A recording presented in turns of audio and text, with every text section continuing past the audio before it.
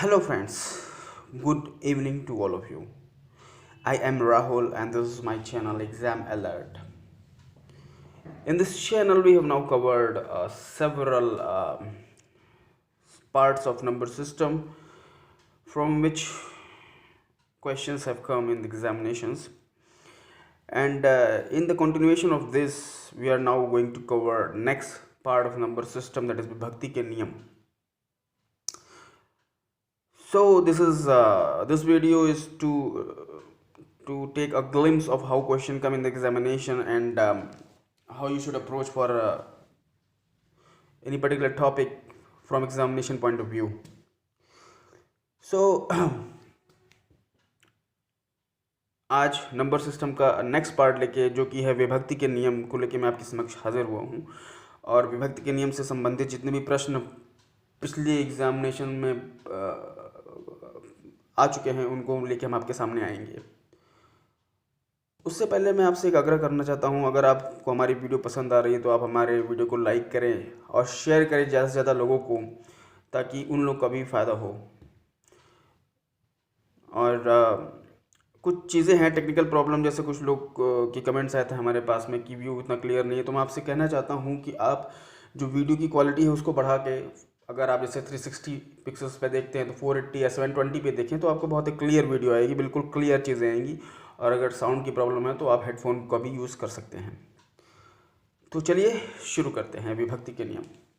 देखिए, दो से विभक्त होने के बहुत सारे नियम होते हैं। जैसे मैं कहूँ कि दो से विभक्त होने के क्या नियम हैं, तो यदि किसी संख्या के इकाई का अंक 0, 2, 4, 6, 8 में से कोई हो तो वह संख्या 2 से पूर्णतः विभक्त होगी। जैसे एग्जाम्पल के लिए मैंने लिया 54,324 और 72,596। इसमें देखिए परस्पर इकाई के अंक क्या है, इकाई पे आपका 4 है और इकाई पे आपका 6 है। तो ये 2 से अगर विभक्त तभी होगा जब इकाई पे 0, 2, 4, 6, 8 आएंगे। तो यहाँ पे 4 आ रहा है और यहाँ पे आपका 6 आ रहा है। तो 4 आ रहा है, 6 आ रहा है, तो ऑब्वियसली ये 2 से विभक्त हो जाएगा। अगला है 3 से विभक्ति होने के नियम। यदि दी हुई संख्या के सभी अंकों का योग 3 से पूर्णतः विभक्त हो जाए तो वह संख्या 3 से पूर्णतः विभक्त होगी। तो उस संख्या के जितने अंक हैं उनको आप जोड़ लीजिए, और वो अगर 3 से पूर्णतः विभक्त है तो वह संख्या 3 से विभक्त होगी। जैसे 75,684, आप इसको जोड़िए, योग कितना आ जाएगा बताइए। 75,684 का जो समेशन होगा, जो योग होगा, वो कितना आएगा। 7, 5, 12, 6, 18, 8, 26, 4, 30। 30 देखिए 3 से विभाजित होता है, बिल्कुल विभाजित होता है। तो आप ये संख्या 3 से विभाजित हो जाएगी। इस संख्या का योग देखिए 3, 2, 5, 4, 9, 1, 10, 2, 12। तो इसका जो योग है वो 12 आ रहा है और 12 3 से विभाजित होता है, तो ये संख्या भी 3 से विभाजित हो जाएगी। ये है 3 से विभक्ति का नियम।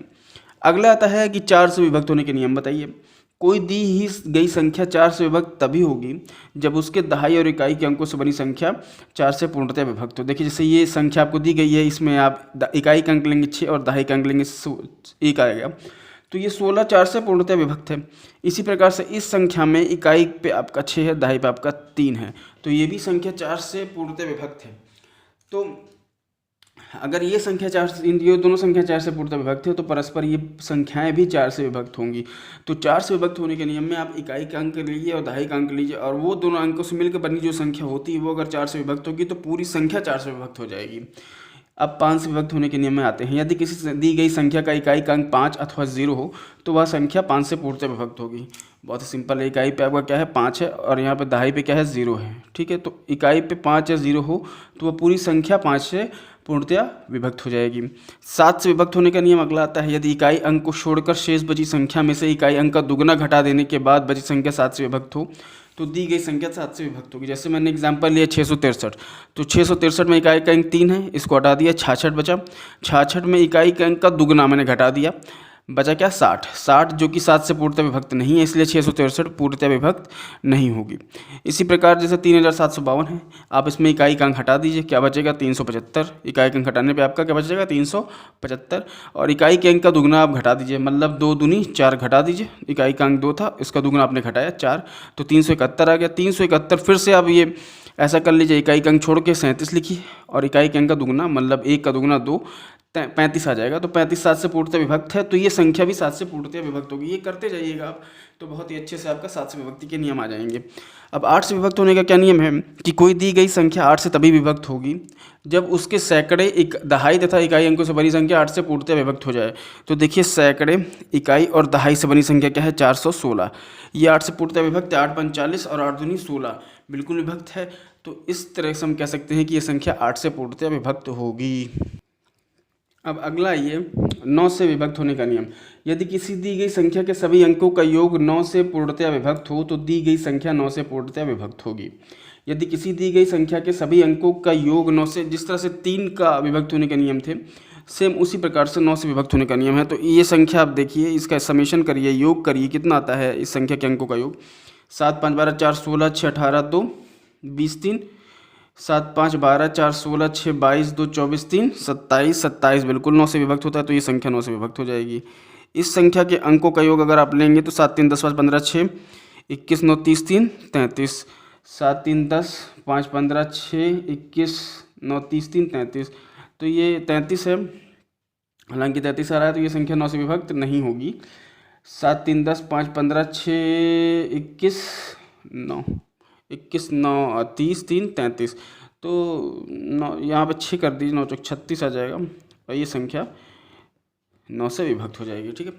उसके बाद अगला आता है 11 से विभक्त होने के नियम। कोई दी गई संख्या 11 से तभी विभक्त होगी जबकि इकाई से बाईं ओर चलने पर सम स्थानों के अंकों का योग तथा विषम स्थानों के अंकों का योग का अंतर 0 हो अथवा 11 से पूर्णतः विभक्त हो। ठीक है, अंतर क्या हो, अंतर आपका 0 हो अथवा 11 से पूर्णतः विभक्त हो। 11 से पूर्णतया विभक्त हो। कोई दी गई संख्या 11 से तभी विभक्त होगी जबकि इकाई से बाईं ओर चलने पर सम स्थानों के अंकों का योग तथा विषम स्थानों के अंकों का योग का अंतर 0 हो अथवा 11 से पूर्णतया विभक्त हो। अब देखिए, जैसे ये संख्या है, आप पहले सम स्थानों के अंकों का योग ले लीजिए। सम स्थान मतलब 9 4, सम स्थानों पर कौन कौन से हैं, 9 4 1 8, 9 4 1 8, आप इनको जोड़िए। और विषम स्थानों पर क्या क्या हैं, 1 5 6 और 0, 1 5 6 0 जोड़ा आपने। 9 4 1 8 जोड़ा, क्या आया, 9 4 13 14 4 14 8 22 और 6 5 11 12, 22 में 12 गया 10, तो 11 से विभक्त नहीं, क्योंकि 10 आ रहा है और 10 आ रहा है जो कि 11 से पूर्णतः विभक्त नहीं होगा।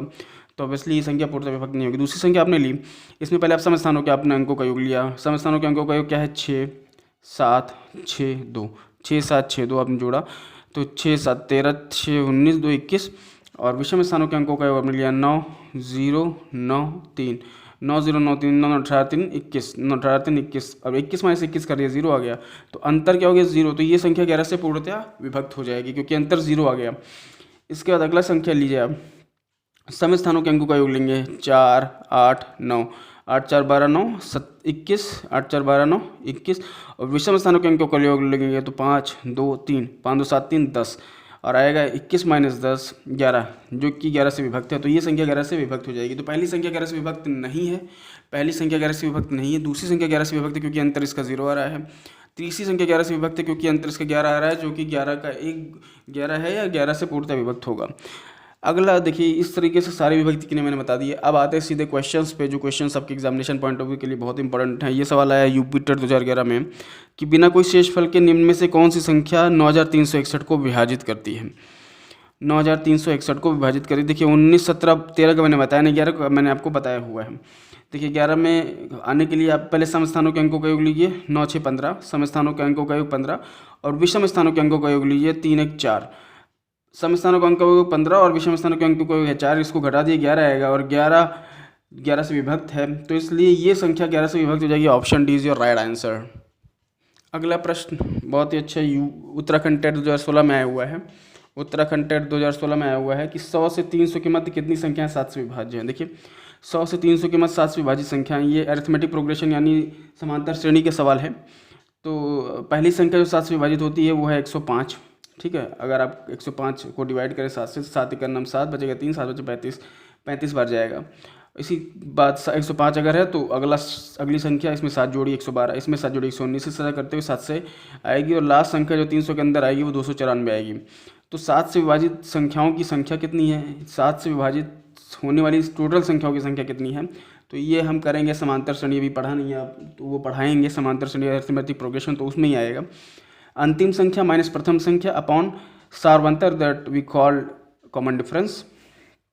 +1, तो अंतिम संख्या क्या है 294, माइनस प्रथम संख्या क्या 105 बटे सार बनता इसमें 7 है क्योंकि सभी संख्याओं में 7 का अंतर है। देखिए आप ना इसके बीच में 7 का अंतर है, इसके बीच में 7 का अंतर है।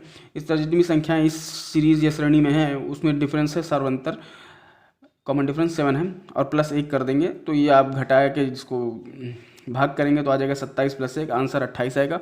Option B is your right answer, option B is your right answer. Okay, अगला प्रश्न है उत्तराखंड टेट 2011 में निम्नलिखित में से कौन सी संख्या 25 से विभाज्य। देखिए 25 से विभाज्य होने के लिए दहाई इकाई के अंकों को 25 से विभाज्य होना होगा। तो इसमें दहाई और इकाई का अंक क्या है 55, ये 25 विभाज्य नहीं। इसमें क्या है 85 भी 25 विभाज्य, इसमें 90 ये भी 25 विभाज्य नहीं। इसमें 50 है इकाई और दहाई को मिला के 25 दूनी 50, तो obviously option D is your right answer. अगला क्वेश्चन है आपका यूपी टेट 2014 में आया हुआ, यूपी टेट 2014 में आया हुआ। यदि संख्या ये दिया हुआ है 6 से पूर्णतः विभाज्य है तो एक स्थान पर सबसे बड़ा अंक होगा, सबसे बड़ा अंक आपसे पूछ रहा है, इस चीज़ को याद रखिएगा, सबसे बड़ा अंक। ठीक है, देखिए 6 से विभाज्य होने के लिए उस संख्या को 2 या 3 दोनों से विभाज्य होना पड़ेगा। तो 2 या 3 से विभाज्य होने के लिए देखिए एक जगह इस पूरी संख्या को, जो ये संख्या आपको दी हुई है, इस पूरी संख्या को क्या करना पड़ेगा 2 या 3 दोनों, अगर 6 से विभाज्य करना है तो 2 और 3 दोनों से विभाज्य होना पड़ेगा। तो हाँ 2 या 3 दोनों से विभाजन होना सबसे बड़ी। अब 2 से विभाजन होने का नियम क्या है कि इकाई पे 0, 2, 4, 6, 8 है। तो देखिए सबसे बड़ी संख्या 9 तो हो नहीं सकता 2 से विभाजन होने के लिए, बचेगा 8 को हम चेक कर लेते हैं अभी, और 6, 5 भी नहीं होगा। ठीक है, तो ऑप्शन ए और ऑप्शन डी तो आउटराइटली रिजेक्ट हो जाएंगे, क्योंकि अगर ए की जगह हमने 5 रख दिया और या 9 रख दिया तो ये 2 से विभाजित नहीं होगा, तो ये तो 6 से विभाजन होने का सवाल ही पैदा नहीं होता। तो बचे 2 ऑप्शन। तो सबसे बड़ा अंक पूछ रहा है तो 8, हम सबसे बड़ा 8 रख लेते हैं। अब इसको देखिए 3 से विभाजित होने के लिए क्या है कि इस संख्या में जो अंक है उनको जोड़िए। पहले क्या आता है देखिए 6, 2, 8, 5, 13, 3, 16, 2, 18, 9, 27, 28, 33, 33 प्लस अगर मैं 8 रख देता हूँ 33 + 8 41 हो जाएगा, जो कि 3 से विभाजित नहीं है। लेकिन अगर मैं ए की जगह 6 रख देता हूँ तो 33 + 6 39 हो जाएगा, जो कि 3 से पूर्णतः विभाजित है। तो obviously 6 will be your right answer, क्योंकि 6 रखने पे ये 2 से विभाजित हो रहा है और 3 से विभाजित हो रहा है, तो 2 और 3 दोनों से विभाजित हो रहा है, तो 6 से भी पूर्णतः विभाजित हो जाएगा आपका। ठीक है, तो बहुत ही अच्छा सवाल था, option B is your right answer. अगला प्रश्न यूपी टेट 2016 में आया हुआ है कि यदि संख्या ये आपको दी गई है, संख्या क्या दी गई है, ये आपको संख्या दी गई है 3 से विभाज्य है, तो क्वेश्चन मार्क के स्थान पर सबसे बड़ा अंक होगा। बहुत ही सरल सवाल है, जोड़िए आप। 3 से विभाजित होने के लिए क्या है कि दी गई संख्या के अंकों का योग और 3 से विभाजित हो जाता है, तो वो संख्या 3 से विभाजित हो जाएगी। अंकों का योग कर लिया, अंकों का योग कर लिया तो 22 आ गया, लेकिन 22 के आगे क्वेश्चन मार्क दिया हुआ है। अब क्वेश्चन मार्क की जगह आपको फिट करना है, क्या क्या आएगा देखिए। पहला ऑप्शन 8 है, तो 22 + 8 30 हो जाएगा, 30 3 से विभाजित है। ऑप्शन ए आपका राइट आंसर होगा, लेकिन सेफ्टी के लिए हम दूसरे ऑप्शन भी चेक कर लेते हैं। 22 6 28 जो कि 3 से विभाजित नहीं है, 22 7 29 जो कि 3 से विभाजित नहीं है, और 22 9 31 जो कि 3 से विभाजित नहीं है। तो option A is your right answer, क्योंकि 22 8 30 हो रहा है और 30 3 से विभाजित है, तो option A is your right answer. अगला प्रश्न छत्तीसगढ़ टेट 2011 में आया हुआ है, संख्याओं 12 14 16 18 में से कौन सी संख्या उस संख्या का भाज्य होगी जिनके भाज्य 16 एवं 7 हैं। देखिए इस प्रश्न में क्या है कि 12 14 16 18 दिया है, मैं कौन सी संख्या उस संख्या का भाज्य होगी जिसके भाज्य 16 एवं 7 है। देखिए अगर किसी संख्या का भाज्य 16 एवं 7 है तो आप 16 और 7 को गुणा कर दिए सिंपली, 16 से 112 हो जाएगा।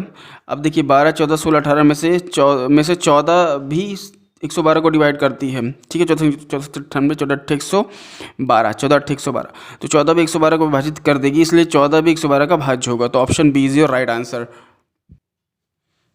देखिए विभाज्यता के कुछ और नियम पढ़ लेते हैं जो कि एग्जामिनेशन पॉइंट ऑफ व्यू से बहुत ही इंपॉर्टेंट है, इस पर बेस्ड कई सवाल आए हुए हैं आपके टेट एग्जामिनेशन में। देखिए यदि कोई संख्या एक संख्या से विभाज्य है तो वह संख्या इस संख्या के प्रत्येक गुणनखंड से भी विभाज्य होगी। ठीक है, यदि कोई संख्या एक संख्या से विभाज्य है तो वह संख्या इस संख्या के प्रत्येक गुणनखंड से भी विभाज्य होगी। जैसे 24 क्या है 8 से विभाज्य है, तो 24 8 के गुणनखंडों से भी विभाज्य होगा। 8 का गुणनखंड क्या होता है 1 2 4 8, देखिए 1 2 4 8 के गुणनखंड हैं और उनसे भी 24 विभाज्य है। 1 से 24 चला जाएगा, 2 से 24 विभाजित हो जाएगा, 4 से भी 24 विभाजित हो जाएगा और 8 से विभाजित हो जाएगा। ठीक है, तो यदि कोई संख्या एक संख्या से विभाज्य है तो वह संख्या इस संख्या के प्रत्येक गुणनखंड से विभाज्य होगा। ये पहला आपका विभाज्यता का नियम है।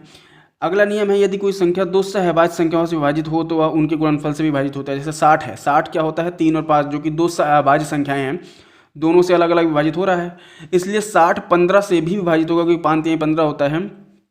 देखिए 60 3 से विभाजित हो जाता है 20 बार जाता है, 60 5 से विभाजित हो जाता है 14 5 60 14 बार जाता है।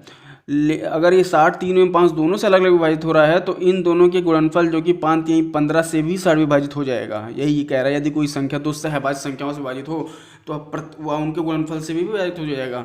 अगला नियम है, यदि दी हुई दो संख्याएं किसी संख्या से विभाज्य हों तो उन संख्याओं का योग भी उस संख्या से, जैसे 16 और 20 संख्या 4 से विभाजित होता है, 4 चौका 16 4 पंचे 20, तो इन संख्याओं को अगर हम योग कर दें तो वो भी 4 से विभाजित हो जाएगा। योग किया आपने 36 आ गया, वो भी 4 से विभाजित होएगा, 4 9 36। सिमिलरली अगर इसको हम घटा दें तो भी वो चीज़ 4 से विभाजित हो जाएगी। यदि दो संख्याओं किसी संख्या से विभाजित तो इन संख्याओं का अंतर भी संख्या से, जैसे मान लो मैंने संख्या 35 लिया और 20 लिया।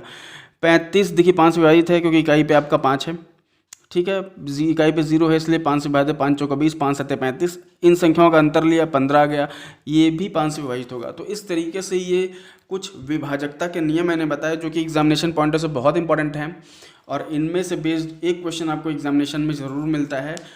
तो इसको अच्छे से करिए और जो भी सवाल आपके प्रीवियस पेपर्स में आए हुए हैं, क्वेश्चंस जो आए हुए हैं वो मैंने पूरे करवा दिए हैं। इससे ज़्यादा भी अगर आप सवाल लगाने चाहें तो आप लगा सकते हैं। वैसे टाइप ऑल टुगेदर यही होगा। और एक चीज़ और मैं कहना चाहता हूँ आपको यहाँ पे कि जैसे जो आपको इस चैनल में जो भी समस्या आ रही है वो आप अपने कमेंट्स हमें भेजिए और बताइए कि क्या अपग्रेडेशन के लिए क्या और चीज़ें चाहिए आपको। मैं अपने पूरा एफर्ट कर रहा हूँ और इस वीडियोस को अच्छी तरीके से बनाने की कोशिश कर रहा हूँ। तो दोस्तों इस चैनल को सब्सक्राइब करिए और शेयर करिए अपने फ्रेंड्स में और लाइक करिए अगर आपको पसंद आता है और हमें प्रमोट करिए। Thank you very much guys, thank you very much.